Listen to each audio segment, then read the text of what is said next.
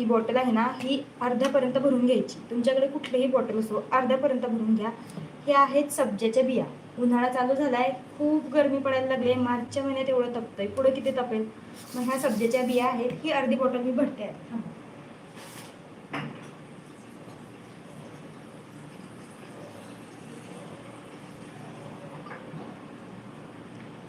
जास्त भरल्या गेली, थोडीशी प्यायला रिकामी करते. हे बघा, अर्धी बॉटल भरलेली आहे. आता ह्याच्यात काय करायचं, एक चम्मच घ्यायचा,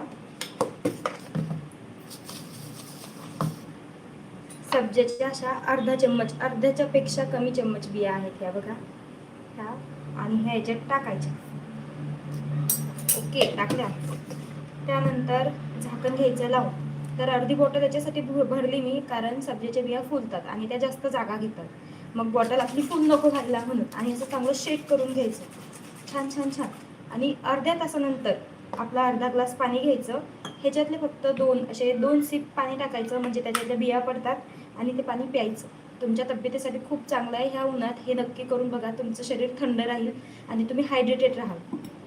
आत्ता नाही टाकू शकत, कारण की मी ह्या बिया आत्ताच टाकल्या. अर्ध्या तासात ह्या बिया छान फुलून येतात आणि मग त्याच्यानंतर तुम्ही हे पाणी नक्की प्या. मी आता 8 दिवस झाले हे करते. काय करायचं, सकाळी करून ठेवायचं. असं मला सकाळी लक्षात नाही राहिलं, हे बॉटल पण घासायची होती, घासून घेतली आणि